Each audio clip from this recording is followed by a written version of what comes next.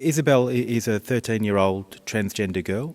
She lives with her parents and her little sister Hattie in country Victoria, and she attends her local secondary school. They shared their story on Four Corners back in 2013 because they wanted to highlight the need for law reform to ease access to stage 2 treatment for transgender adolescents. And since that time, Isabelle and her family have travelled to Canberra on several occasions to speak with members of Parliament advocating for this reform. Naomi, Isabelle's mum, is an active member of parent support and advocacy groups, and she's a strong advocate for her own daughter and for transgender children. And she's also a trained social worker and works full-time as a community services manager for local government.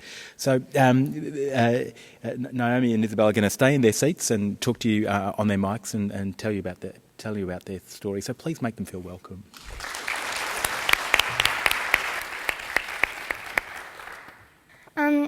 I just want to cover two main topics. For starters, I want to talk about how the need for people to become more open-minded. A lot of discrimination comes from confusion and ignorance. The main thing that is making the world unsafe for trans and gender-diverse children is ignorance. A lot of what has caused me and many others distress is as simple as people being curious but being very insensitive in how they go about it. The fact that someone is confused does not justify their stupid and insensitive questions.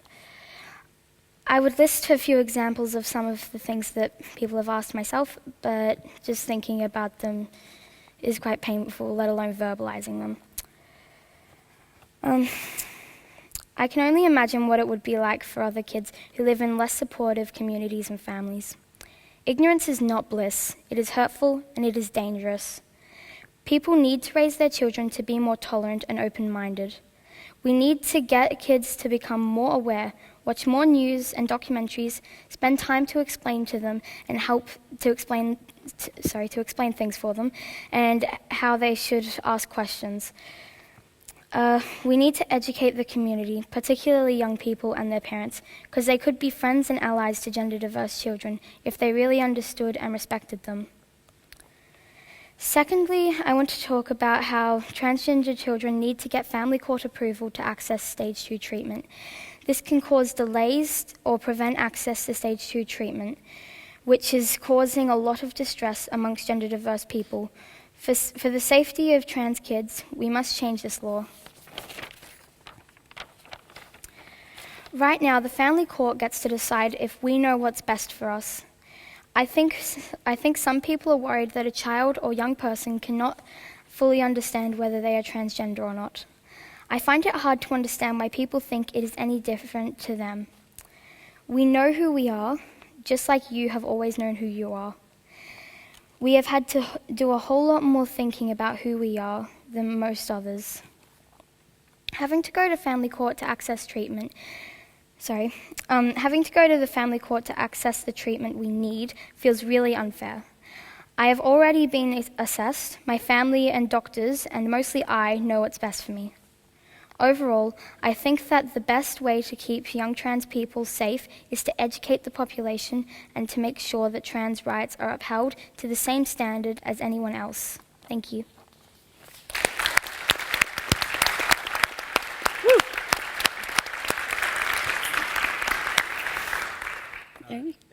Hi everyone. I guess compared to a lot of other kids, Isabelle has been really lucky.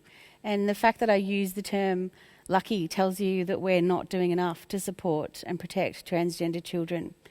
Whether a transgender child's rights are protected and valued shouldn't be down to luck. It should be expected and it should be the norm. So Isabelle has a supportive family. We're not perfect by any stretch of the imagination, but we love her and we support her, and we'll do everything that we can to make sure she can be who she is.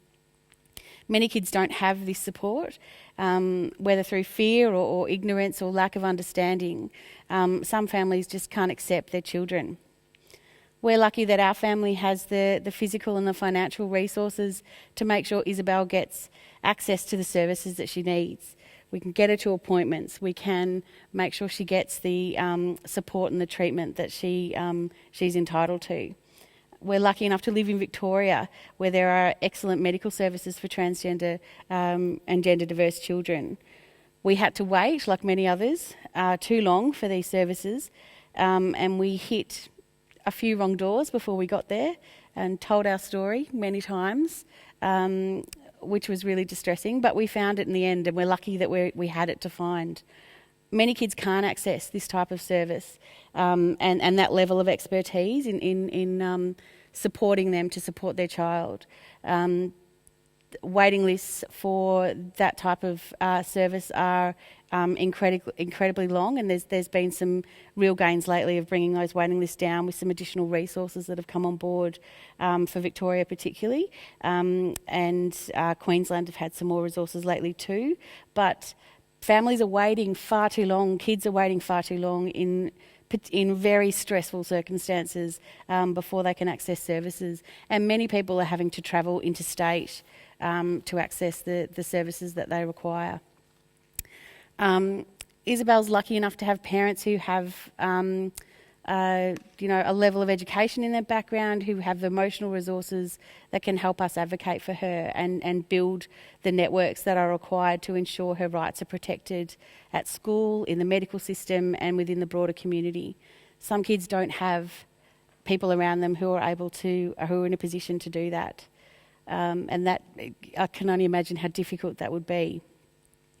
We're lucky enough to live in a supportive community who have embraced Isabelle with little fuss. We've attended really supportive primary and secondary schools. However supportive they've been, it hasn't always been smooth sailing. Isabelle is like a reluctant pioneer. She is the first transgender student she was the only transgender student in her primary school and likewise in her secondary school. And as a result of that, she finds herself often in the role of educator, which is a real burden for her to carry. So I guess I echo hers, how strongly she speaks about the need to educate.